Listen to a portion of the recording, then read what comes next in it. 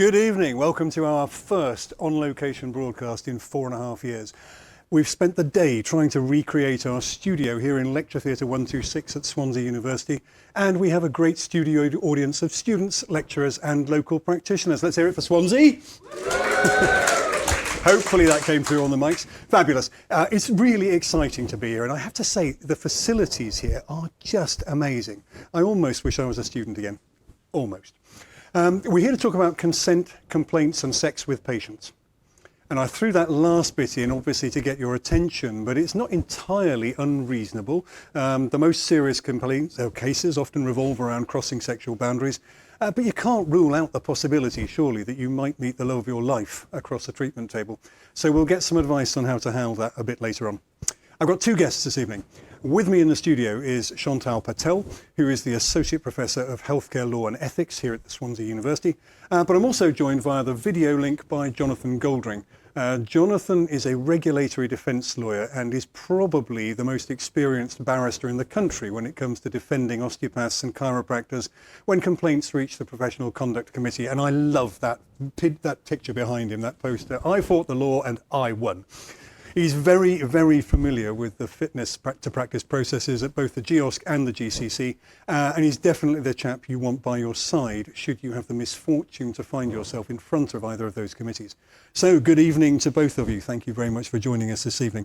Chantal, you're going to go first. The first thing that crosses my mind, given the complaints that I hear about that reach the Professional Conduct Committee, do you think we emphasise enough the business of gaining consent properly in practice? I think in the educational sector, we do emphasise a lot on consent and the importance of consent. Right. But when one goes into practice and when one is confronted with the realities of having to see patients and obviously the pressure of having to see patients, then I think that the process of obtaining consent isn't quite as black and white as we make it in the classroom. Yeah. So that is problematic in the sense that in clinical practice, suddenly you're confronted with patients, different type of patients, and then you're having to think on your feet in order to obtain consent. Yeah, so we've got a mixture here of students, staff and practitioners who are long qualified. What is current practice? What do you teach people that they have to do when they're faced with their patient in order to get valid consent or informed consent? Which is it? So we tend to take it from the legal perspective, in the sense that what the law tells us that we need to do. And so we break it down in the sense that we say, in order for the consent to be valid, these are the things that you need to be able to be satisfied that the patient, first of all, understands the nature of the treatment that you're going to be you're proposing, that they are of a particular age, and that they have consent, that they understand what we're proposing, and also that they've come to the decision to have that particular treatment of their own free will, and they have to be able to communicate that to you. Well, I suspect, I imagine that the people who are students here at the moment, they're probably familiar with the term Gillick competence. A lot of people may not be familiar with that term. Can you explain, because you mentioned age a moment ago, so how does that affect us as osteopaths, chiropractors? The Gillick competency test really applies for those who are under the age of 16, because for those age 16 and 17, there are different legislative measures that have been passed. As a result of a birth control pill prescription, which I think the underage child didn't want their parents to know about. Exactly. So I think the Gillick competency test is quite a narrow competency test, in the sense that it says that if you're of a certain age, under the age of 16, and you fully understand the nature of what you're asking and what is available, then you're permitted to undertake that intervention without your parents' knowledge, or without parental knowledge or authority for that matter. Yeah. But it is really in the context of the child accepting the advice being given by the clinician. Right. One of your colleagues here raised some doubt about the merits or the value of Gillick competence in the context of physical therapy. and suggested that actually, because we are asking people to take off clothes because we're putting hands on their bodies, maybe we couldn't say Gillick competence applied in quite the same way as when you're a doctor prescribing a drug. I don't know, Jonathan, have you come across any areas where Gillick competency has been relevant in the PCCs?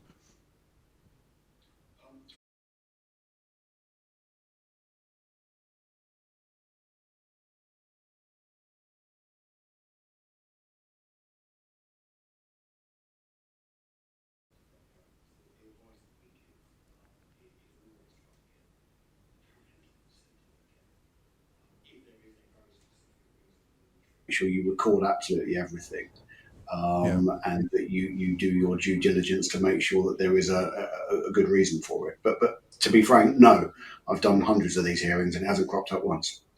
Right. Well, that's reassuring at least. And in the clinical health context, that doesn't crop up either. And it's very, very rare that we wouldn't be asking parents to sign the consent, or not just to sign the consent form, but also to agree to the interventions that have been proposed. Yeah. I think even though legally you don't need it, yes, if the child is Gillick competent. The issue with the Gillick competency test is very much around the fact that it's very narrow. It's about the child saying, yes, I want to have a termination in the face of opposition. yes, Or I want to have a termination without my parents knowing that I'm having that termination.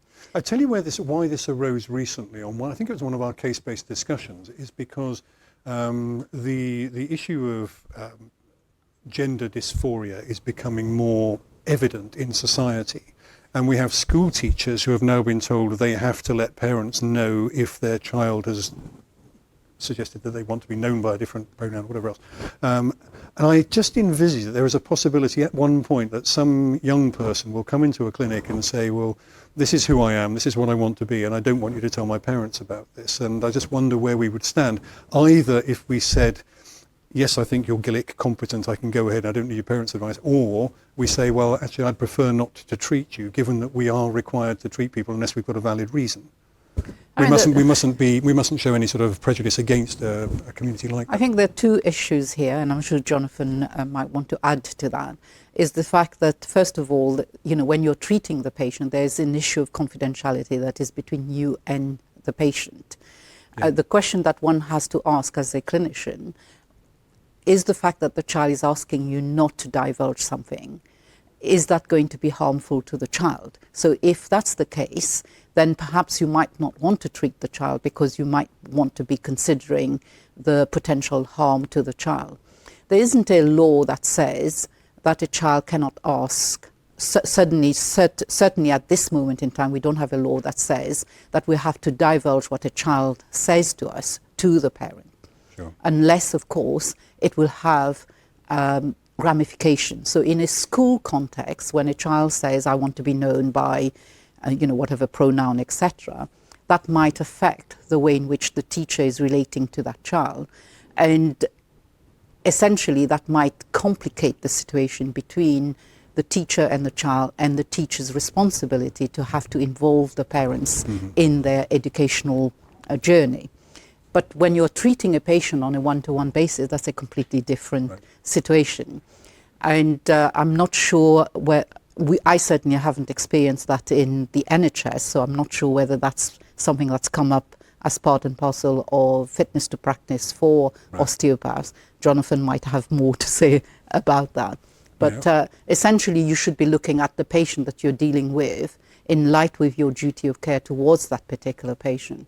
So if you have a child that has come with the parent, and the parent has agreed for the child to have that particular intervention, then whatever goes on between yourself and the clinician and the patient, that is something that you will need to document in the notes. And you have to note the fact that the child is probably saying, I don't want my parents to know X, Y, Z. It's not just about gender dysphoria. There may well be lots of other things that the child might be saying to the clinician. I don't want you to tell my family, for example. Do you know, I've always assumed that in most cases, for somebody under the age of 16, we will have parental consent, and that parent will be with the child for every appointment. Obviously, you're putting pictures here where the child will have that consent first of all, and then will come by themselves. And that is very dependent. Sometimes, I mean, I don't know, there are the osteopaths here. They might be able to tell us whether parents insist on being in the room. Yeah. But sometimes it's not good clinical practice to have the parent in the treating environment, because obviously there will need to be a dialogue between the clinician and the child. Okay. But you could have, for example, I've had that situation where a child is pregnant, has come for osteopathic treatment, and has told the osteopath that they don't want the parent to know that they are pregnant. So you're bound by the confidentiality rules here. Of course, of course. Now, we'll come back to Jonathan on the last topic in a moment. I've just been told that people didn't hear the answer to the first question that I put to him. I asked whether Gillick competence had been an issue in any of the professional conduct committees, and Jonathan's answer basically was that it hadn't been an issue so far. But Jonathan, in terms of what we were just talking about, gender dysphoria and so on, any thoughts on that? No, I agree completely. I think it's important not to conflate the two issues.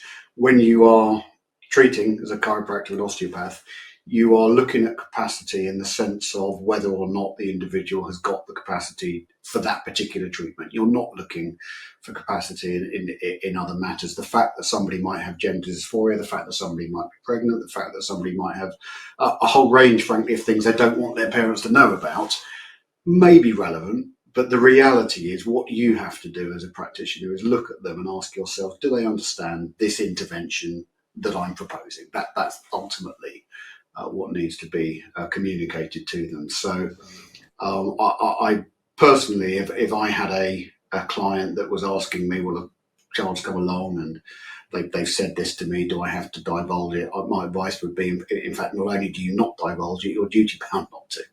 It's completely irrelevant for the purposes of capacity and gaining capacity in this treatment. And again, it's not strictly a legal question, I suppose, but someone has asked how this affects our insurance. If the parents are not in the room, are we insured to carry on treating? So, and this is an issue, obviously, of competency and consent. Well, I think it all comes back to this that point of the fact that if the parents have agreed that the child can be treated on their own within that particular room, and they know the environment and all of the measures have been taken in order to safeguard the interest of that particular child, then your insurance should cover that. Right. Unless, of course, your insurance has made it very clear that they want an adult in that treating room. So that very much depends on the contents of the insurance contract. We are very often... Can I just come in on that? Because I think there's an important thing that does need to be remembered. And most of the practitioners that I come across, they will get the parental consent for the first appointment, report of findings, and thereafter the child will normally come into the treatment room, at least, without the parent, and the parent will stay outside. There's an exception to that, which I'd advise everyone to try to abide by if possible, and it's the type of treatment. If there's any type of intimate treatment that's required, if there's any type of gowns, disrobing, that sort of thing, have a parent in the room to make sure. And I'll be speaking about this later, but it does crop up a lot of the time where there are... Sorry, I think... I mean, I guess the problem is most likely to occur with girls. If they're in shorts and a sports bra top, that's surely fine, because they'd probably wear that on the streets, wouldn't they? Potentially. Depends where you treat. It depends what you're doing. If you're treating the clavicles, if you're treating around the side of the ribs, you've got to be careful. Yes. And I've had quite a few cases where young teenage girls, predominantly, have made complaints of a sexual nature. This is something that we'll talk about later, but if it is a question of having parental consent and parental presence, if there's any suggestion of intimate treatment, I personally would make sure there's a parent in the room. Yeah, thank you. But how does it, given that people emphasise to us that consent is an ongoing process, you can't get a patient to sign a form at the beginning of a treatment session, which then is carte blanche for you to do whatever you feel is necessary thereafter. How can we say, well, it's okay for a parent to give consent for that child to have treatment once and then not be in the treatment room thereafter? Because at the outset, you have to, as an osteopath or as a chiropractor, you have to give all of the relevant information to the parent in order for the parent to sign the consent form in the first place. So they should be aware of exactly what it is that you're likely to be doing. But I do agree with Jonathan in the sense that if you're going to be doing treatment that where the child has to to take all their clothes off, or where the nature of the treatment that you're going to be offering is near the intimate parts, then you would be taking those extra steps in order to have someone else in the room, whether that's the parent or whether you have a chaperone. Well, I like to think that actually if we're treating intimate areas, then we'd probably offer a chaperone to every patient, not just insist on one for children. I think the problem here is that many of the osteopaths, and I assume the same with chiropractors, that they are sole practitioners, and that does present a particular difficulty. There have been 2 legal cases, one where the osteopath who was treating the children who were playing rugby, I think, if my memory serves me well, and where he was molesting these children. So whatever he was supposed to be doing was not in line with osteopathic practice. So this is where you have to be very clear when you're giving the information to the parent that what you're proposing is in line with osteopathic treatment and osteopathic standards, and that probably would be the same with chiropractic as well. And so in his particular case, the courts did find him guilty of having molested those young boys as a result of what he was doing to them. But there was another case of where the female patient claimed that she had been touched inappropriately because of the osteopathic treatment that was in the regions of the breast. And the court didn't find him guilty on that because that was in line with accepted osteopathic treatment.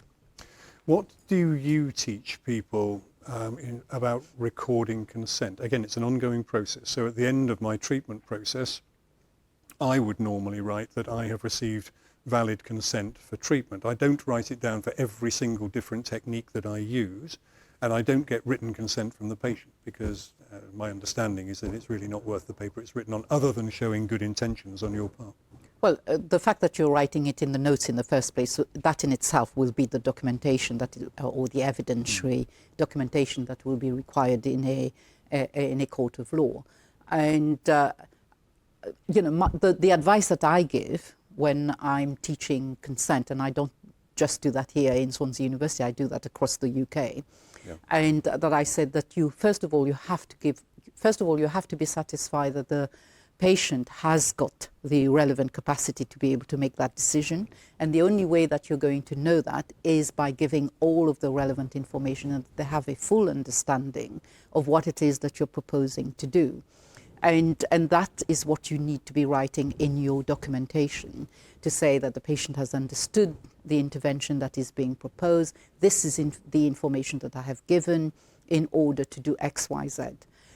The difficulty, I think, with this particular discipline is the fact that you're not working with an actual diagnosis. So you may have differential diagnosis, you may well be having a working diagnosis, for example, which makes it very difficult for you to really clarify what exactly you need to do. Because during treatment, you may have to change.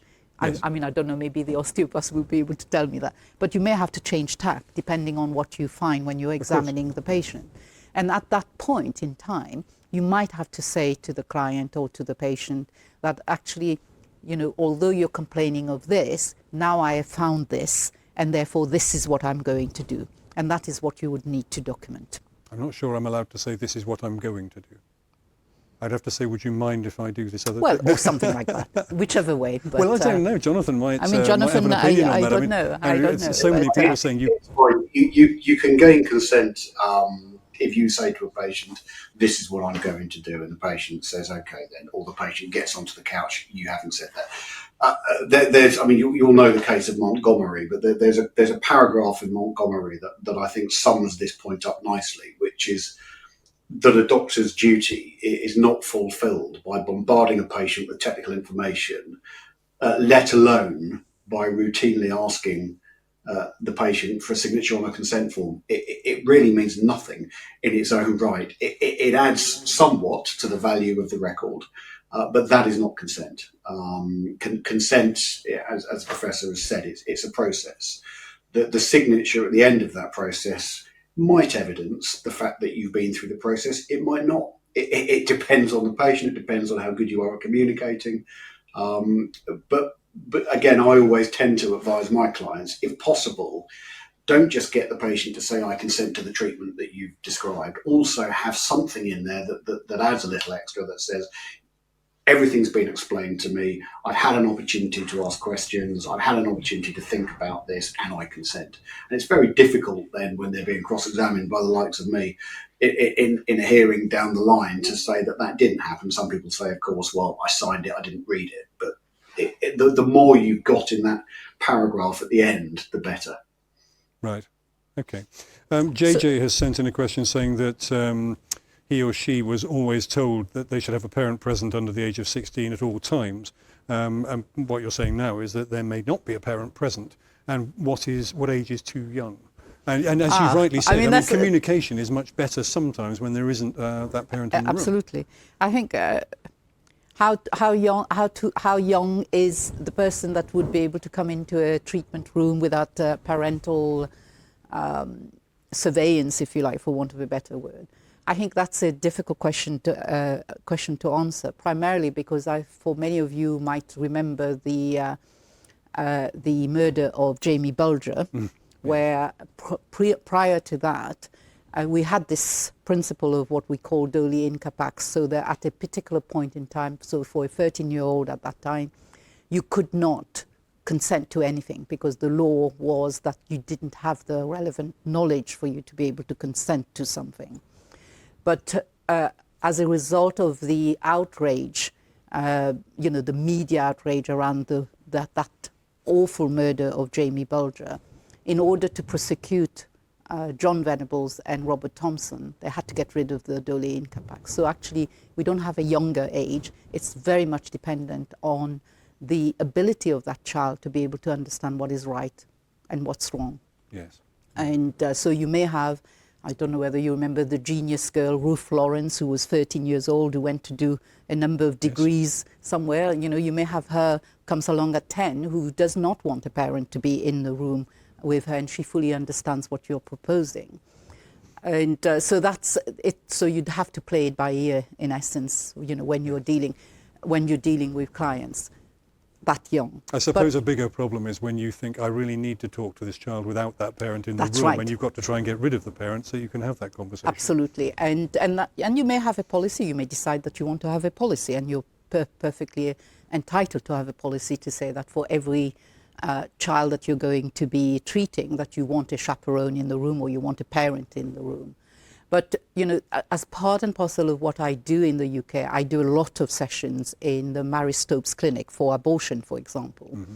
Now, they have lots of issues with young kids who are coming in for abortion. They are being accompanied by their parents, but they can sense that there's a tension between the parent and the child, and therefore they have to use tactics of how they're going to get that child away from the parent in order for them to be reassured that the child wants to go through with the termination. Yeah. And but that you may have to adopt something like that as well. So it's not as, the way in which you deal with your patient is not black and white. You're going to have to think on your feet within that particular context as to whether you can proceed or not. Right.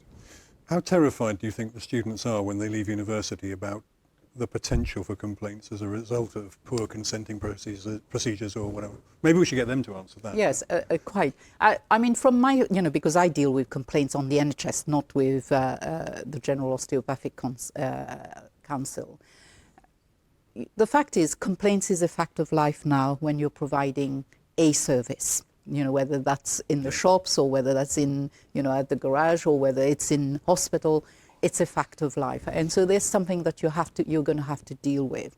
I think, from our perspective, is that as long as you fully understand what what you need to do in order to reassure the likes of Jonathan that you've done the right thing, that you've documented everything, and that should stand you in good stead.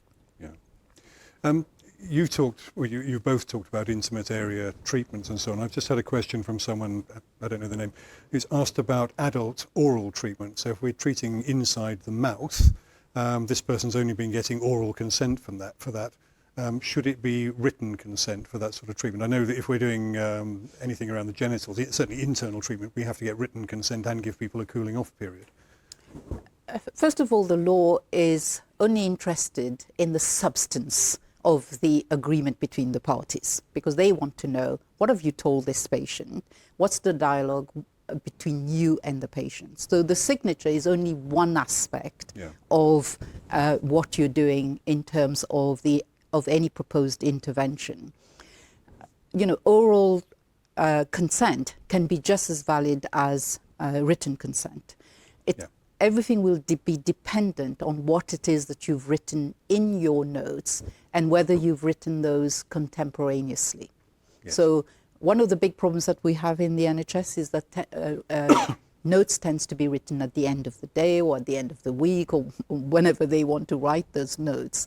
Then the problem with that is that what you've written may not be an accurate reflection of what has happened between you and the patient at the time. Yeah. So this is why the law places an emphasis on being contemporaneous documentation, because that's the higher. Why would you put something that's not right within your documentation? So if you are having an intervention with a patient, you're writing it up right now and saying, this is what I've done, this is what I've told the patient I'm going to do, this is now what I've done, that in itself is sufficient. Yeah, we use electronic notes in my clinic, as many clinics do, and I've always thought one great advantage of that is that once they're signed off, it's clear that they were contemporaneous, presumably at the time they were signed off. But it's a perennial problem for my wife, who directs the clinic, getting the practitioners to actually sign the bloody notes off, and they leave them open. They've written them, but they've left them open and haven't actually clicked the signature box. I guess that's something that's worth emphasising to people as well. Absolutely. You were very timely in your answer there. Sophie sent in a question saying, can we please, this is one for you, Jonathan, can we please have the most succinct words that are acceptable for consent in our notes? Can it be a tick box, or do they need to sign something? How do you document consent as you go through on a continuous basis? Are you happy for me to manipulate this? Are you happy for me to soft tissue that? It's a constant dilemma in the mind of Sophie. Consent can be obtained in writing, it can be obtained orally, or it can be obtained through conduct. Osteopaths and chiropractors, regardless of the way they obtain their consent, have to record the fact that a consent has been obtained. So bottom line, in a nutshell, you have to record the fact that you've got consent. If you're going to do that, and if you're going to take the time to write that down in some notes, why not take the time to get the patient to sign it? It to me is astounding, the number of cases I get where, for the sake of a few seconds, people don't get those signatures. Generally speaking, now on intake forms, you'll get them. The words on the form, frankly, do not reflect the consent that's obtained. The words on the form reflect the conversation that you've had with the patient. If that conversation wasn't right, if you didn't explain things properly, if you didn't use simple language, if you didn't check that the patient understood, it doesn't really matter what you've written on the consent form. So the consent form words are normally quite banal. They're normally, I've explained the treatment, I've explained why these are the benefits, these are the risks, these are the alternatives, I've had an opportunity to ask questions. That's what you normally see on the form. The process of getting consent is far more detailed than that.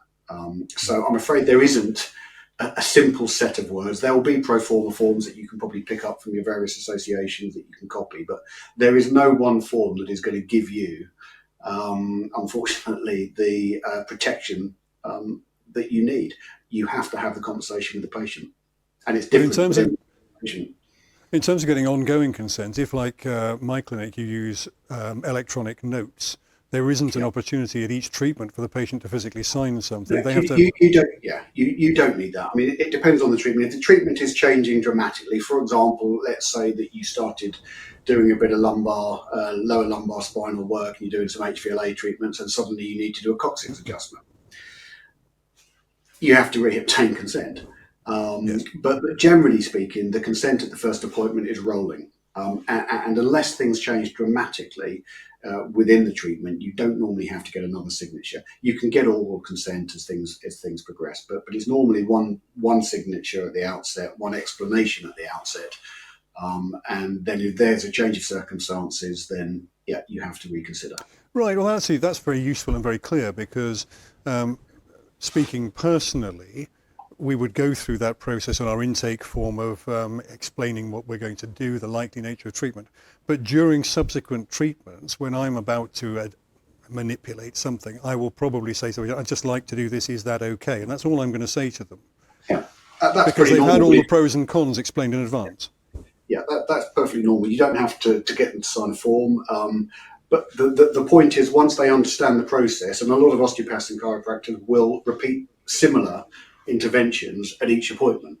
Yes. And it takes time because the treatments build on each other. So it's perfectly understandable at appointment number 1 or 2 to say, look, I'm about to put you into this position, I'm about to put my hands here, and I'm about to put them there. Is that okay? They say yes. And then on the next appointment, you can just simply say, we're going to do the same as last time. Yeah. So it's not that forensic exercise of every single time you touch a patient, every single time you do anything, you have to go through the same process again. There is an implied consent if you're repeating yourself. And you've probably answered this now because Marcus sent in an observation saying that he read years ago, writing the abbreviation PETAC, patient examination and treatment agreed to with consent in his notes was sufficient. And I also remember we did one of these broadcasts years ago with Lawrence Butler, who does a lot of medico-legal work for osteopaths, and he was saying he uses a symbol in his notes which implies that which suggests that he has asked for consent and he's got it, and the final thing is that he ticks it to say it's all been agreed to, but it's always the same in every set of notes. So it's always the same abbreviation and it always means the same thing. Does that give it some validity, some strength? Not really. I know Lawrence, and he's a very good expert, and I've worked with him in the past. What he's talking about is a gold standard of making sure that you get a tick on every appointment. It's not about the tick. It's not. I keep saying it's not about that. It's about the conversation you have. What matters is what's happening at that appointment on that day. The fact that you've written that in your notes means nothing if the patients come in with saddle numbness and tingles in their legs and they're urinating more frequently. You should be thinking cauda equina, ask different questions. If you don't do that, you haven't got consent to continue. So there is no form. You know, Jonathan, the reality of life is, I'm sure you see a lot of this, that when an osteopath or a chiropractor comes to you, probably with their handwritten notes, they've written 3 almost indecipherable lines for the treatment, and that's it.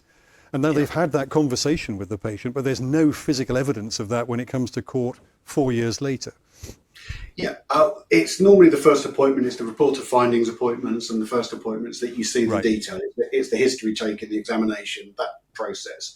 Okay. I don't think I've ever seen anywhere in any set of notes, and I've looked at, I don't know how many pages over the years, but I don't think I've ever seen anyone contemporaneously say, this is the conversation I had with the patient. I explained X, Y, Z. I explained that this was the option, this was the benefit, this was the risk, these were the alternatives.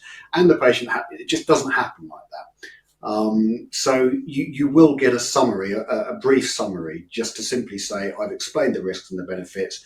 This is the diagnosis, I understand it, or working diagnosis. This is the proposed treatment, I understand it, and I'm happy to go ahead. But you don't necessarily have to spell out exactly what that proposed treatment is. You are expected to put your diagnosis or working diagnosis down. There's a sort of process to it. So yeah, it's as long as you go through the motions correctly. And in my view, it's pretty simple. There were sort of 4 parts to getting consent. The first part is getting the patient's agreement to proceed, and that's whether it be to examination or possibly treatment.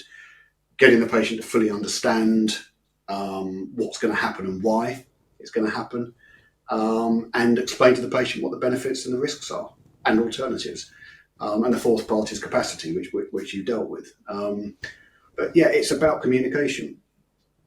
One thing that struck me in looking through the chiropractic code and the osteopathic practice standards is that I thought the OPS are a lot more loose than the chiropractic code, which stipulates, if I remember rightly, that consent must be documented before treatment. And I inferred from that meant that every time you said to a patient, well, I'd like to do a lumbar adjustment, you had to document it before you could do it, which of course is unreasonable and impractical. And that's not the position. The position is that you have to record the fact you've obtained consent. You don't actually have to have a signed consent form, but you have to record the fact you've obtained it. And you certainly don't have to. Yeah. Sarah's just sent in a question. How can you prove what you've said then? We hire a lawyer. You need Jonathan on your side to prove what you've said. Believe me. Unfortunately, that's the bottom line. A lot of these cases will come down to one word against another. And patients, a number of times I've had patients turn around and say, "Oh, I never understand. No, I never got that. I never was told that. No, it happens all the time." And it's very difficult when you're going back 6 months, a year, sometimes 3 or 4 years, to remember the minutiae of a conversation. So the way that most practitioners deal with it is it's a combination of what's in the notes. So is there a record saying that I explained it and the patient signed it and initialed it and dated it? And secondly, you've got usual practice. And as a practitioner, you will start to develop a pattern that you go through with every patient, and it becomes something that you do day to day. And what we often do as lawyers is we call and get witness statements from those patients, and we say, this is always explained to me every single appointment. We get practice people, we get practice managers in, we get, there's ways of proving it. But the easiest, as I keep saying, the easiest way, or the best thing to do on every occasion, is to try to get a paragraph that says, you've told me the diagnosis, you've told me the treatment, you've told me the risks and benefits, I've had a chance to talk to you. Thanks very much, let's go ahead. And if you've got that individually signed on each line, that's the safest thing, and it's very hard to dispute that down the line. And the patient, as I said, that you will have patients that say, I just signed it, I didn't read it.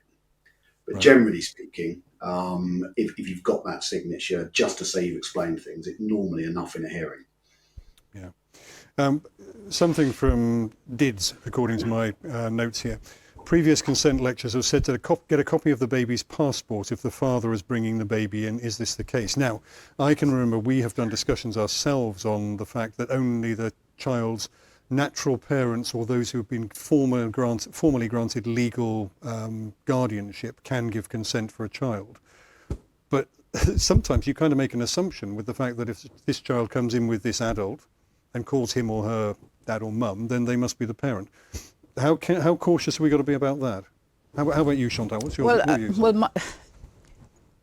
The law says that mum will always have parental responsibility because they are the ones who've given birth to the child. So they always have parental responsibility. But I don't think I've ever asked a woman bringing a child in, are you the birth mother of this child? But even if it wasn't, it depends whether they've been adopted or whatever it is. Sure. And so from your perspective as a practitioner, you'd be asking, they brought the child, so you're making an assumption that that child belongs to that particular person. And but you would be asking things like, date of birth of the child. So they should have a very good knowledge of that baby. But if they're a little bit hesitant, then you might want to be asking more questions. Yeah. I think when it comes to dads, though, that's a little bit different because that will be dependent whether they have parental responsibility or not. Dads who've been registered on the birth certificate of the child will have automatic parental responsibility. Mm-hmm. And but of course the law changed in between. I think the law changed in 2003, if my memory serves me well. The fact that if you're cohabiting with someone and you've had a child together, then you have parental responsibility provided your name is on the birth certificate. But if a dad is coming along, then you would need to be asking other questions because you don't know whether they're still together and whether there's been agreement that he brings the child or she brings the child or whatever it is. And at that point in time, if the father says, yes, I have parental responsibility, you have to make an assumption that they have that parental responsibility. Just bringing the passport of the child is not going to make a difference one way or another. I don't know what Jonathan thinks. Have you ever had a problem like this, Jonathan, where there has been a dispute over the parents' rights to give consent?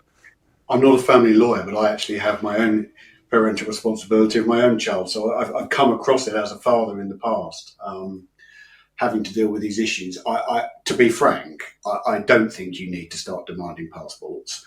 I don't think you need to even frankly start asking people, are you really the dad? Do you really have parental responsibility? As the Professor says, you'll get an inkling if someone comes in and they don't know the date of birth, they don't know what the address is, where the child lived, then you might start wondering what they're doing there. But are you mum, are you dad, is enough, frankly, for the purposes of an FTP and a complaints hearing. I don't think you need to crack that nut with a sledgehammer, personally. Yeah, I would agree.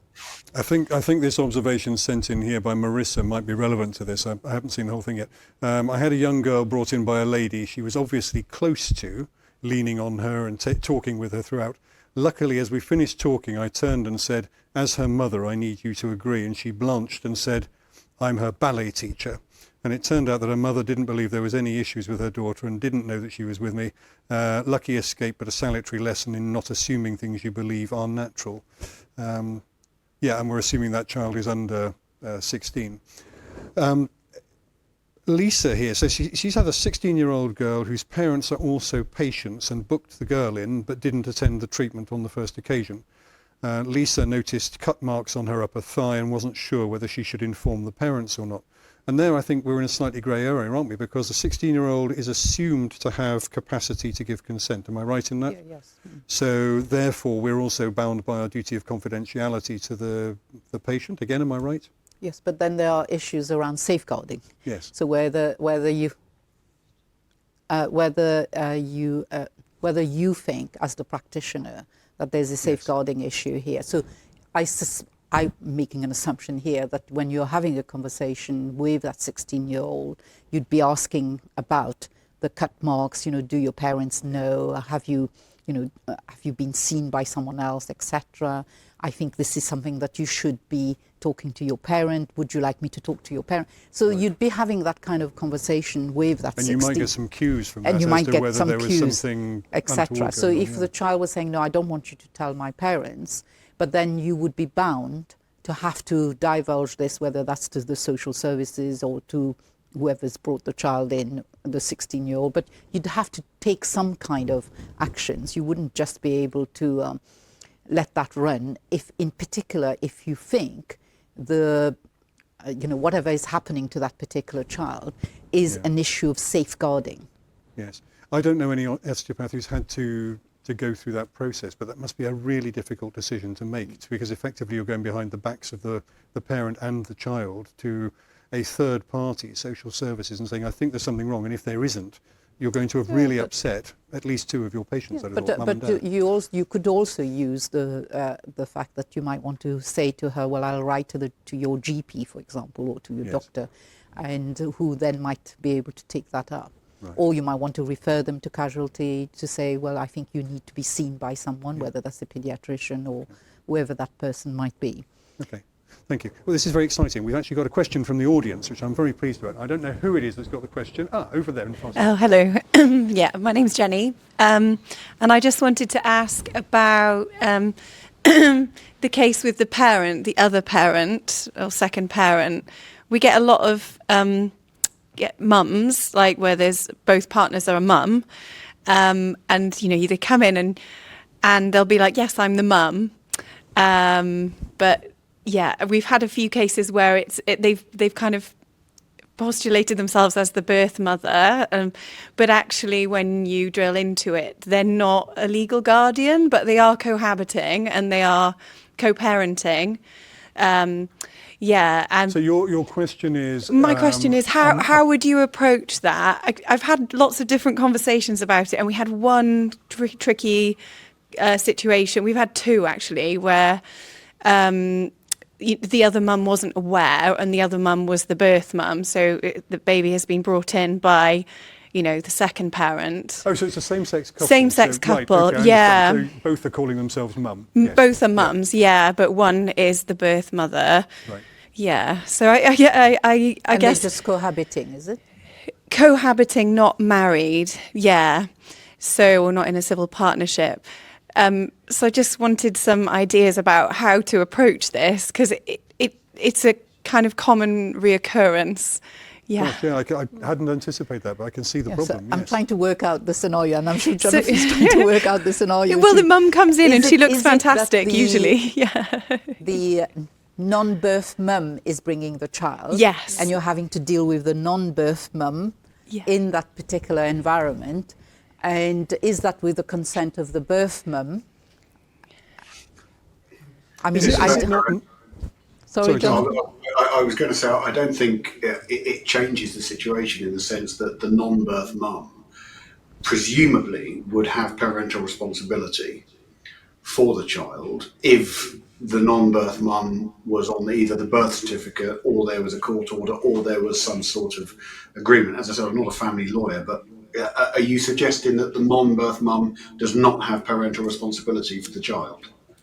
In some of these cases, they haven't been on the birth certificate, so it becomes quite a complicated conversation, you know. Sure. So and I guess like that's what I end up having to say is, are you on the birth certificate? Which you don't really, you know, and it becomes a little bit more detailed. I would certainly ask the question. I wouldn't necessarily say you're on the birth certificate. I would ask the question. Presumably, you have parental responsibility, and if they say yes to that, it's up to you whether you want to challenge that, and it's up to you whether you want to take that further and ask more questions, and you want to ask them to prove it, which could be done. But I wouldn't necessarily ask about the birth certificate because the birth certificate doesn't always tell you the answer. So it is a tricky one. Obviously, if you have one parent that is giving consent and another parent that isn't, which does happen as well, whether it's same-sex parents or not, that's a very difficult situation to be in. And personally, I wouldn't be treating a patient whose parents disagree until that disagreement's been resolved. But parental responsibility, you should be able to ask that question pretty banally if it's a non-birth parent. Okay. Does that answer the question, Jenny? Yeah. That makes it just makes me think about the conversation, like a better conversation to have, rather than going straight in with, "Oh, nice to meet you. Are you on the birth certificate?" Which kind of make things a bit awkward. I mean, one would hope it would. Excuse me. One would hope it would never be tested in law. Let's hope it never occurs. But at some point, you're probably going to have to say, "Well, I trusted this person when they said that I do have parental responsibility." And if you document it, for God's sake, document it. Put it in the note. Write it in very clear English that you did ask and had no doubts. But yeah, thank you for that. That's an interesting one which we hadn't considered before. Just on the subject of the 16-year-old girl we talked about a moment ago, what happens if a 16-year-old says, "No, I want osteopathic or chiropractic treatment," but a parent or both parents say, "No, I don't think you should have it"? The way in which that has been dealt with, as far as the law is concerned, is that when the so-called Gaelic competent child, or the child who is 16, not quite 18, is saying, "I want to have treatment," you know, the focus is going to be whether the treatment that she is agreeing to, or she or he is agreeing to, is of benefit to that 16-year-old. If the parents are saying no to that, then they can challenge that if they want to. But if in the meantime, you're dealing with that 16-year-old and you think that the treatment is beneficial to that 16-year-old and the 16-year-old does need that particular treatment, you can go ahead and provide that particular treatment whilst the parents can challenge that. I think the issue in terms of 16-year-olds becomes more difficult if it was the other way around, in the sense that the parents want her to have the osteopathic treatment, but she doesn't want to have the osteopathic. So she's refusing the treatment. So then the parents will have a say in terms of whether she can have that treatment or not. Jonathan? Yeah, I wouldn't treat a child that's not giving consent, regardless of the parents' views. Frankly, I think that's far too dangerous going forward. But yeah, I completely agree. I mean, it's a question of capacity, it's a question of Gaelic competence, it's a question of assessing the child on the day. Again, from a realistic point of view, I mean, when you're dealing with osteopaths and chiropractors, you're dealing, without any way of meaning to demean the professions, you're not dealing with life-threatening scenarios that require urgent decisions to keep a child alive necessarily. You might be able to improve the quality of their movement, biomechanics, etc., their life. But if you're faced with a situation where you have that triangle of parents and children and everyone's disagreeing, the safest thing to do is tell them to go away and sort it out between themselves and come back with a cohesive view from a complaints point of view. I appreciate that doesn't necessarily give the patient the best outcome, but when you're dealing with complementary therapy, I don't personally see there's much merit in taking on that situation unless you really have to. Right. And I know that sounds blunt and it might sound a little callous, but I look at it from a protection point of view. You're trying to protect your career, you're trying to protect your profession. Unless you really have to get involved, probably don't. I've got a lot of questions here about mechanisms for gaining consent and so on, and we may come back to those, but there's one observation here from someone who hasn't given me their name. It says, I'm going before a professional conduct committee, PCC, courtesy of the General Osteopathic Council in the next couple of months, thanks to a complaint brought by a husband and wife team who made the complaint against them. The husband works in insurance, in claims and damages, and they specialise in suing for damages. And this person says, my notes, getting consent and what I wrote down have become invaluable, which kind of leads us nicely, Jonathan, into the complaints process, your particular area of warfare. Could you just for us, I don't know how many chiropractors we've got in the room here. We've certainly got a lot watching on the virtual stream. Could you talk to us about the difference in the process between GOSC and GCC in this sense? There's not a huge difference. I mean, I represent, I'd say, probably 70% of the chiropractors that have complaints in this country that come before the GCC, roughly. It's a very niche market. In terms of osteopaths, less, but I've probably represented over the years, I don't know, 20 or 30 FTP hearings for osteopaths over the years. The major difference between the GOSC and the GCC procedures is that the GOSC have a filter. And they have a filter in the sense that they have screeners at the outset. So when a complaint comes in, it's looked at, the question is asked, could that amount to professional misconduct going forward? If the answer to that is no, the complaint can be filtered out of the system and it goes away, and the patient's told, or the complainant's told, that's the end of it. The GCC don't have that. I don't know why they don't have it. They both derive their powers under pretty much the same act. It's almost identical.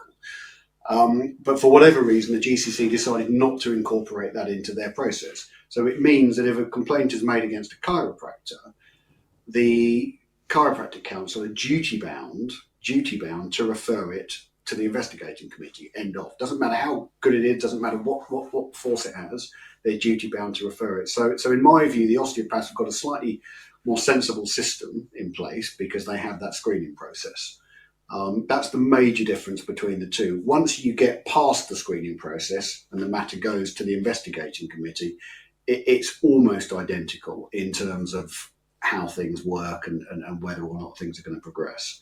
The rules and the laws are, as I said, almost identical.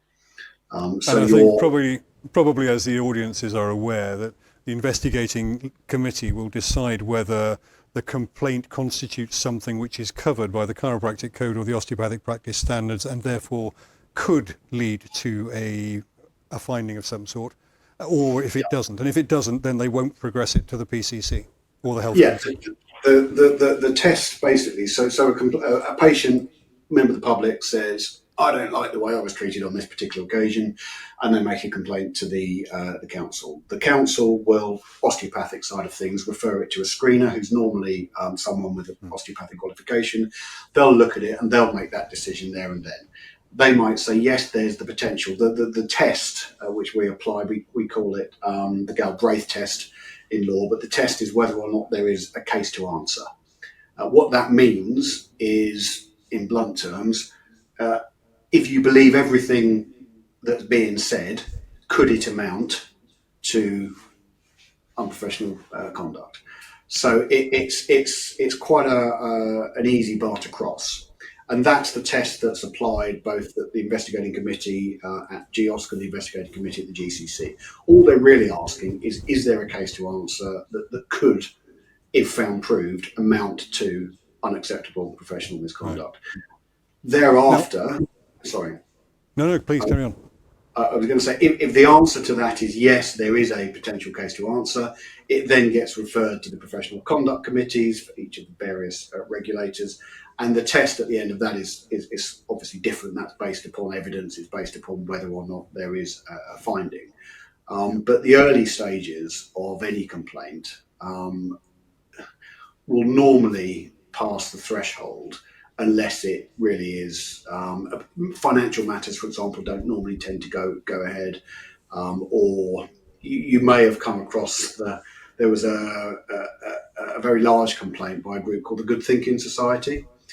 The Good Thinking Society are led by I think it's Guardian journalist Simon Singh, and they made 600 complaints against chiropractors in one go. Because they didn't have that screening process in place, the Chiropractic Council had to deal with all 600 complaints, and they had to, over the years, filter them out, and it almost made them go bankrupt. Whereas the General Osteopathic Council, when facing similar sort of things, are able to say, well, actually, we don't think there's much merit in this, we're going to put it to one side. Anyway, right. So just an example. Yeah. Well, I mean, just very briefly, I am going to stand up for the General Osteopathic Council and GCC, and I don't want to say that it's something I would never do as a rule, but you'll probably hear people often saying, particularly if they've been the victim of a complaint, the subject of a complaint, the GOSC, the GCC is out to get practitioners. And I think I'm right in saying, Jonathan, aren't I, based on exactly what you just said there, if someone makes a complaint, the GOSC, the GCC, has no option but to progress that complaint through the stages that Jonathan's described. Now, where I think they do let you down is the GOSC, if I'm right, says that their target time for resolving a complaint is 50 weeks, and it's gone up again in the end of the last reported quarter to 70 weeks. So that's the average time for resolving a complaint that goes to the Professional Conduct Committee. And 70 weeks is a long time in your life when you can't think of anything else from day to day while you're treating. Is that how you're finding things, Jonathan? There's a huge delay in getting these things resolved? Yeah, short answer. And a lot more than that, frankly. In relation to what you said, insofar as they have a duty, the duty of both of these regulators, their overarching duty is to protect the public. And that's a good duty, and it's a reasonable duty to have, but that's the way they look at everything. From a legal perspective, once it gets past the investigating committee stage, the cases 9 out of 10 times progress.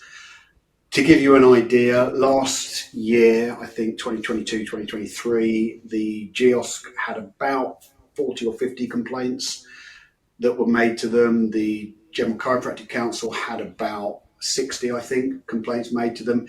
Generally speaking, of those complaints that are made, you'll find that about somewhere between 8 to 12 will get through to a final hearing. And a final hearing is where you have the barristers and all the representation and a final decision.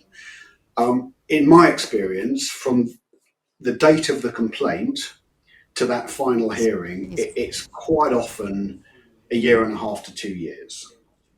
So what happens is once the complaint comes in, you have quite a long period of time before it even gets to the investigating committee. So that can quite often take 3, 4, 5, 6, 7 months. And both of these regulators, although they have target time limits, that doesn't tend to get factored into that part of things. So whilst they're out taking witness statements, instructing experts, getting all their evidence together before they send it to the IC, that can often take, as I said, 6, 7, 8 months. Once it's at the IC, it then gets referred, and then it's another normally 10 to 12 months after that to have a hearing. So yeah, the timescales are long. I deal with dentists as well. I deal with social workers. I deal with a whole range of professionals, and to be frank, it's not that different. So this is a problem throughout regulation. It's not confined just to GEOS, sadly, or the GCC. We have quite a few members. We have a lot of members of the Academy, and quite often when a complaint is made against them, they will come to us and ask what they should do. Our advice is always, we're not lawyers. This is what you're bound to do, which is report it to your insurance company first of all. But we tend to keep in touch with them throughout the process and try to do in our own way a bit of hand holding so that they've got some support while they're waiting for feedback. But one thing struck me, I think it was last week, someone was saying that the hearing, which is inevitably going to go to the Professional Conduct Committee, and he will be found guilty of unacceptable professional conduct because he allowed his malpractice insurance to lapse unwittingly, but it happens and it's not an uncommon thing. But he got a message, an email from the GOSC saying your investigating committee hearing has been postponed by a month. And that was the sum total of the communication that he got. And of course, he's a very, very senior, very experienced osteopath, and he's desperately worried about his career because we don't know what the outcome will be at the PCC. And for a council which insists on good communication from its members, it seems pretty poor practice that's how they deal with the registrants. And I know that their focus is on patients, not on registrants, but nonetheless, couldn't they improve? Yeah, they could. We should point out, Jonathan, you worked at the GOSC originally, didn't you, some time ago? So you know how it works on the inside. I've sat as a legal assessor at Sorry, that's what I meant, yeah. Which is still an independent role. I'm still an independent barrister advising their committees as to the legal side of things. So no, I never worked for the GOSC. But I was a legal assessor on their committees for a while. The short answer is, could they improve? Yes, of course they could improve. There's a lot that all of these regulators could do to improve. It's an extremely frustrating, harrowing experience. Like you, I know my clients. I meet my clients for months, if not years, and I deal with them. And it's devastating to have this hanging over you. The professional reputation. I've sadly had clients commit suicide with these matters outstanding. It shouldn't be underestimated. It impacts in every corner of your life. It can impact on your reputation. It can impact on your business, your family, and it does hang over until it's done. And I've had grown sort of 22 stone, 6'6" rugby players break down into tears at the end of a case when it's finally over because of the relief of it just being over. Yes. So I never underestimate that. You can't, unfortunately, make that wheel turn faster. You can object when they say that they want to postpone the hearing to get different types of evidence, and you can make your representations. But the initial stages and how long it takes to go through the initial stages of the complaint to the IC to the PCC, there's very little we as lawyers, frankly, can do to make that process quicker.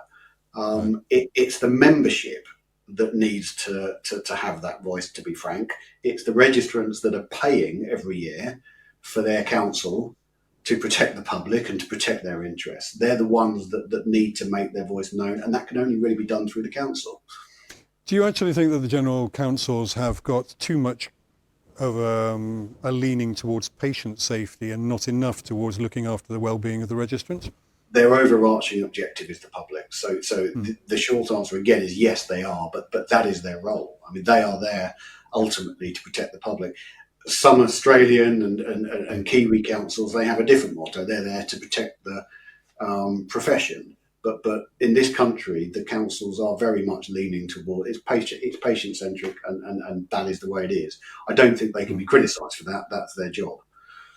Yes, and of course the General Osteopathic Council actively they took out of the Act their role in promoting the profession some years ago, didn't they? Because they saw it as being their priority to protect the public. I want to put some colour on what Jonathan was saying there about how it affects the registrants. And Jonathan's very familiar with this particular case because it's actually, I think it's now been written into case law for lots of lawyers to study. But I spoke to the registrant, the osteopath concerned, only last week actually. And she had carried out treatment on a patient, and I think it was ultrasound treatment to an ankle. It's fairly uncontroversial treatment, and she was conducting an MSc in ultrasound at the time. And the patient subsequently decided to complain about her. And there were other things that had gone on as well here. I think there were some issues of patient misbehaviour, but leaving that aside. This went to the Professional Conduct Committee. It took, it took a long time. Jonathan may well remember the length of time it took. But the council found against her and imposed conditions of practice, which she was quite devastated about. And she was in tears at the end of pretty much every hearing, as far as I recall. And so it then went to the Court of Appeal. Am I right in saying the Supreme Court, Jonathan? I wasn't the lawyer at the GEOS. I know you weren't, but you know of the case. I know because Yes, I mentioned it I know the case. It went off to the Supreme Court eventually. Yeah. But anyway, and you know, far be it from me ever to say anything nice about lawyers. But sorry, Jonathan. But the finding that was handed down by the judge in the Court of Appeal was a model of clear English, and effectively told the General Osteopathic Council they'd mishandled the hearing, and that because of that, the case had to be the conviction had to be dismissed. And I think it said words to the effect, if you're welcome to take this back to a new professional conduct committee if you like. But the implication was very clear that you'd be idiots to do that, and they didn't. Now that process took about 2 years, and that poor woman, I mean, it's extraordinary, the stress that poor woman went through. I mean, she was in tears every time I saw her at the General Osteopathic Council. But I didn't follow it up after. I feel very bad about this because I said I was going to keep in touch with her, but I just got the sense that she wanted to keep at a distance over this. When I spoke to her last week, she said that shortly after that, she'd suffered an epileptic seizure. And the neurologist said it was almost certainly due to the stress of the proceedings she'd been through. And for 4 years, she couldn't drive a car, which meant she couldn't get to work. And now, and I'd assumed the stress is over at the hearing, and then I think, well, there's another 4 years this poor woman's had to go through, and she's still very, very stressed about the whole thing. And I think she may be an exception, but nonetheless. No, I don't think so. As you know, you asked me to reach out to see if I could find some of my ex-clients to come and speak today about their experience, and I did, and I contacted a number of people. And they don't want to, because they want to put it behind them, because they are still suffering the stress and the trauma of these hearings. They don't want to drag them up again. So, I've never underestimated the effect. And these are people who have had no case to answer. You know, exactly. These are people who have been cleared at the end. You get a lot of people deregistering now as well that have been through this process. So I've got quite a few clients that have been through it and said never again. I'd rather call myself an osteomologist than carry on. It's huge. There's a really, really high impact, and that shouldn't be underestimated. And if you are there as an association to help people through that, that makes a huge difference as well, because I know a lot of people don't have that support. Well, it's a very lonely profession, isn't it? Which, and people find themselves waiting for communication, waiting for information. It's just not there. Yeah. So, Jonathan, assuming statistically, I suppose, very few people are likely to be the victim of a complaint or the subject of a complaint. What is the best process they can go through to minimise the time that it's going to take to get to a conclusion and to minimise the damage to themselves? Two parts there. The time, nothing really you can do for that. As I keep saying, the time is dictated to by the councils and by the regulators that decide whether they have a committee free to hear and deal with the case. So you can't do much about that side of things. Unfortunately, we're stuck with that at the moment. If you want to mitigate, obviously, the damage to yourself, then you've got to have a good legal team on board. I'm bound to say that. But that's the reality. You need people involved early. You say you get contacted by members asking you questions when a complaint is made. I quite often pick up the pieces of early advice that hasn't been correct. So I think I gave an example earlier of cauda equina and spotting the symptoms of cauda equina. So I've had a few cases in the past where that sort of thing has cropped up. A complaint is made, and both GEOSC and the GCC give you 28 days to respond. So when the formal notification of complaint is given, they say you've got 28 days to respond, and people panic and they think, oh my God, I've got to write something down, I've got to get something in, I've got to say something. And at that stage, a lot of the evidence hasn't been gathered. You don't have the benefit of your own expert. You don't have quite a few witness statements that you might be wanting. And people do a knee-jerk reaction response, and they might say something like, oh, well, they didn't have saddle numbness, so I assumed everything was okay, and that's the end of it. The fact that they've omitted the other types of symptoms that you might expect with cauda equina syndrome, such as your tingling or your urination and that sort of thing, the fact they didn't mention that will come back to bite them a year later, because they'll be cross-examined. Well, you've mentioned saddle numbness, why didn't you mention the other thing? Well, Is it because maybe you didn't know what the symptoms were?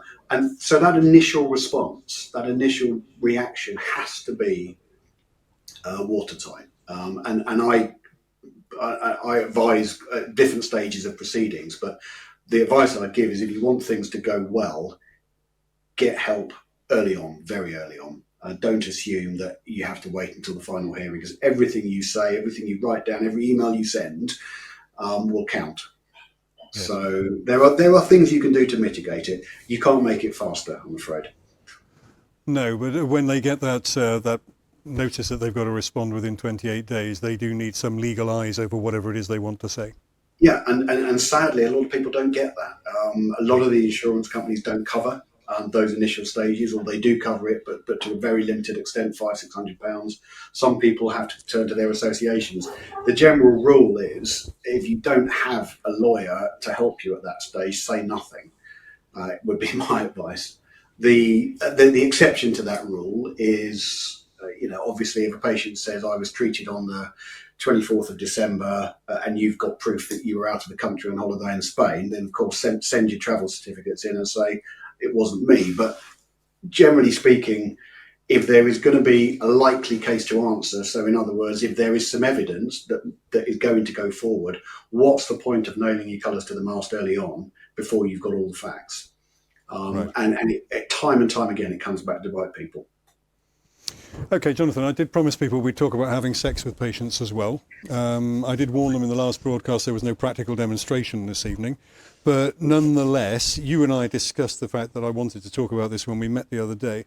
There is always the possibility you want to build a relationship with a patient who you meet through clinical practice, or the fact that you're treating someone who's already a friend. What are the rules? What are the guidelines? How does it go in a court of law? Well, first, it's not a possibility. It happens a lot. And this isn't just for chiropractors, I'm afraid. This stretches across many professions. But I have an abnormally... He means osteopaths as well. Osteopaths as well, forgive me. I have an abnormally high number of what I call sex cases, sexual misconduct cases, where there is a patient-practitioner relationship. And that just... I don't know why, but it is a high number. If you look at GEOS last year, out of the, I think they had 13 professional committee conduct decisions. I think 4 of them were sex cases. So it does happen a lot. What are the rules? Well, the rules are very simple. Don't have a relationship with a patient. End of. If you are attracted to a patient, discuss it with your colleagues. Discuss it with any mentors or any legal advisors that you might have, and say that this has happened. Don't discuss it with the patient. Definitely don't act on it. And if at the end of that discussion you feel that you can't carry on treating that patient because of your feelings towards them, you actually have a duty to stop treating them, but also to make sure that you don't make them feel it's their fault. So you have to find them another practitioner. You have to make sure that they're still looked after. But if you are found having any type of sexual relationship with a patient, whether it's full sex or whether it's going out for dinner and having a cosy chat in front of a fire and a coffee, you are going to be in trouble with your regulator, and it's considered probably one of the most serious breaches of the codes. People get struck off for it left, right and centre. So in terms of current patients, don't have relationships with them. It's that simple. If you, I think you said at the outset, you can't help yourself, there are some people that might fall in love with a patient. Well, that does happen. And I know some practitioners that are married to people that are their former patients, but you have to do it in the right order. The general rules are, if you see that happening, stop treating them. The next question is, can you have a relationship with a former patient? And there are guidelines and there are rules about that. And again, any lawyer worth their salt will say, well, don't, unless you really, really, really have to, because that's going to come back to bite you. But you have to then start asking yourselves a whole series of questions. There's clearly a power imbalance between any practitioner and a patient. There's always going to be a power imbalance. And you have to ask, did this relationship get off the ground because of that power imbalance? Did I use my power to manipulate that relationship? What details do I know about this person as a patient? How long did I treat them as a patient for? There's a whole series of things that you have to think about.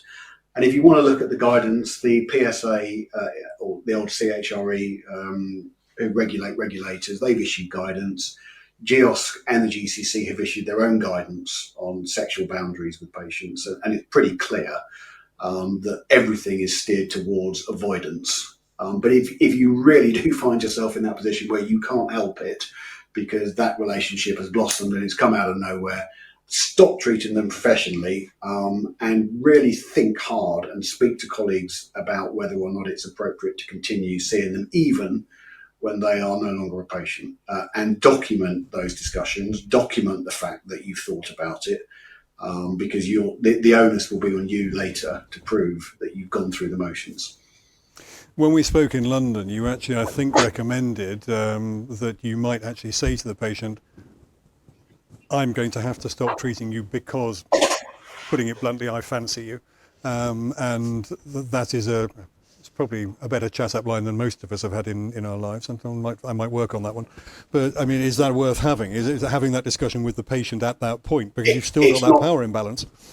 Yeah, you don't really have that conversation. If it's a mutual attraction and the patient's flirting with you and you're flirting with them, then you've already crossed the line, frankly.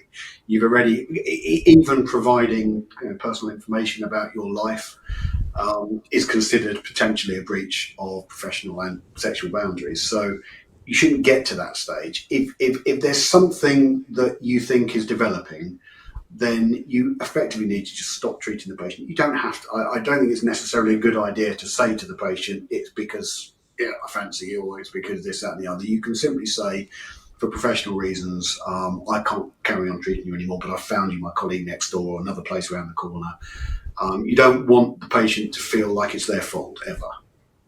And that's really important. Yeah. So it's fact specific. It depends on the circumstances, but again, it's one of those areas that the onus shifts to you. And if you find yourself as a practitioner in that scenario, you're going to be the one that has to prove that you did everything right, rather than the other way around, which is the way we normally do law.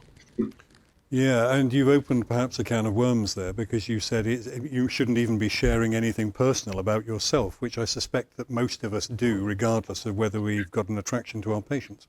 Again, it depends, but they're the sorts of things that they list in their guidance as examples of sexualized behavior.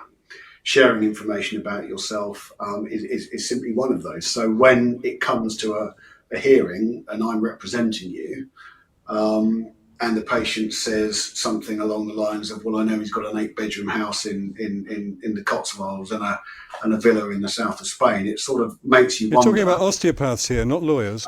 I know.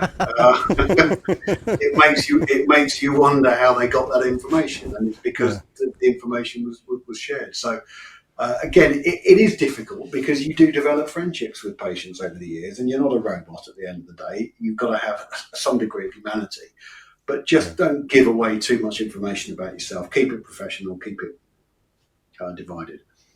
Right. What about then someone who's a friend before you start treating them? Again, there's no difference between a friend and a patient. You have to treat everyone the same. So it makes no difference, and you have to take notes. I know a lot of people that treat their friends and don't make notes, don't put them on their books. They should. So, there's no distinction there, I'm afraid. Well, I imagine that's something that you emphasise the whole time, isn't it? It's got to go in the notes. And the closer you sail to the wind, if that's the right expression, I suspect the more important it is that you make more copious notes of how that appointment was conducted. We've got a couple of points have been brought in here, Jonathan, and I suspect that they represent what I said about that, maybe a slight misconception about how the general counsels work. And apologies to Steve and Terry if I've got this wrong, but Steve says about the couple that complained about him, the one that he said made a business of complaining. He said the screeners and the investigatory committee believed these scammers' lies. No common sense was applied. Now, I'm not sure, we can come back to that in just a second, so I'm not sure whether the common sense is what they have to apply. They just have to believe that it could go to her. They're not making decisions. So the screener and the investigating committee are not finders of fact. That's not their role. I'll try and explain the test again. Basically, what you have to do is you have to look at the paperwork, you have to look at the documents, and you have to ask, the legal test is this: taken at its highest, is this case capable of a finding of professional misconduct? What taken at its highest means is, in lay terms, if you believe what they're saying is true. That doesn't mean that the committee actually believe what they're saying is true. It doesn't mean that they've accepted their account. It simply means that there is a case that should go forward. The ultimate arbiters of fact, of course, are the Professional Conduct Committee, and he will have his opportunity in due course to argue his case with them.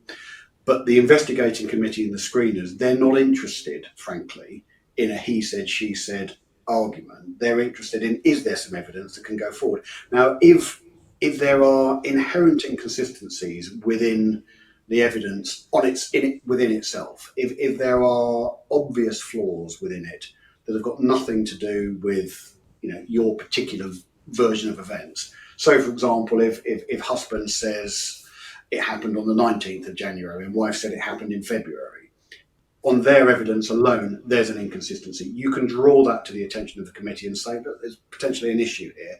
And the committees are allowed to look at the weight and the nature of the evidence, but what they're not allowed to do is fact find. So I wouldn't be too disheartened by the fact it got past the screeners and the investigating committee. That's fairly normal. He'll have his day, he'll have his chance to argue his case, hopefully. Right. I'm very pleased that the case against me never got past the investigating committee, but that's a different story, perhaps. Terry, you mentioned the PSA and another agency earlier on, but Terry here says that he made vocal complaints about the process as it was clearly unfair and ham-fisted, and he wrote this down, made his feelings known, and said that no one oversees the regulators, and then was immediately asked to submit all his CPD evidence the next month, which he sees as a rather unlikely coincidence. But the point I'm making here is that there is an agency that oversees the regulators, which is the PSA in the case of GCC and GOSC. Are they effective? Yeah, I mean, the PSA provide annual reports on almost all healthcare regulators. So they are the people that the GCC and GOSC are most afraid of. They're the people that look at the timelines. They're the people that look at the way they do their business. Unfortunately, we don't, or rather the public don't have a direct line of communication with the PSA, although there is nothing to stop individuals from trying to make their views known if they want to. But yes, there is a regulator of regulators, that is the PSA, and you will find if you go online and type in GOSC PSA, you'll find all of their reports online and their criticisms of these organisations and also their praise of them each year. And timescales are one of the biggest issues that they raise every year. Unfortunately, it's not improving, but it is something that the PSA criticise. So can, for example, registrants make a direct approach to the PSA and say, I don't think my counsel is working effectively? You can try. You're not likely to get a set of ears that's going to listen, to be frank. Right. Yeah. You're better doing it through an association. You're better doing it with a large voice. So there are stakeholders that the PSA listen to. So you're better off having a large group of you, for example, your association or some of the other chiropractic, osteopathic associations doing it. Yeah. And they do that. And as I said, it's at the moment not really working. Sadly. This is an interesting question from Chris here, Christopher, who what you've described as the process that gets you to the PCC, which is entirely cost and risk-free for the complainant. Yeah. Now, Chris has said, does being deregistered actually make you any safer from legal action? Civil legal action, no. And your previous question, the chap that said that the husband and wife team were both in claims and insurance, it doesn't surprise me. People often use the regulator as a freebie, as a dry run, to try to get the result they want before pursuing a civil claim. And if you go to a civil lawyer, a personal injury lawyer, and say, I've been hurt by X, Y, Z, they quite often say, well, make a complaint first to the regulator because it's free. The regulator will pay for the expert. The regulator will do all of that.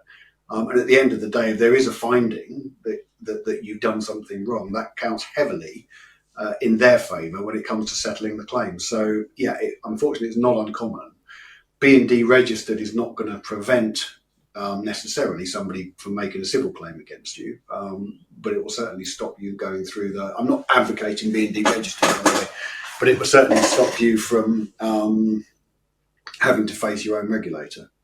Yeah, and I suppose we're all familiar with the concept that you can't be tried twice for the same crime, but this isn't quite the same thing, is it? Yeah, you All can. right. Sorry. Yeah, I mean, I have clients that go through the criminal process and get acquitted, and then they go through the regulatory process and get acquitted, and then they go through the civil process and they have to pay huge sums of money, or their insurers do. So no, it's not unusual to be tried 2 or 3 times, but by different jurisdictions. And the civil legal process is not stress-free. No, so if we were trying to avoid that, then that wouldn't be the case, because it's as stressful as going through the regulatory. But I guess in answer to, I think it was Christopher's question, from the practitioner's point of view, it is slightly more difficult for the patient to complain about you through the civil court, or more expensive at least, than it is to go through the general counsels, because that's... Yeah, it costs the patient nothing to go through the general. That's the whole point. So they get all of the benefits effectively of a dry run. But it can go the other way. If you've got a good lawyer on board that gets you acquitted, it can work in your favour. So, sometimes it can stop a civil case. Yes, yeah. I did have a question here a moment ago. Someone's been invited, Sarah says she's been invited to the wedding of a couple of patients, and she says now, I presume she has to say no. It's slightly different. You've got professional boundaries, you've got sexual boundaries. If you want a lawyer's answer, it probably is don't go. Keep them separate. They're your patients. In reality, we all know that doesn't happen in the real world. And as long as you are not treating them any differently, and as long as you're not divulging personal information, and you're not using it to any advantage, then it's probably okay to have friends who are also patients. And I know people do in reality.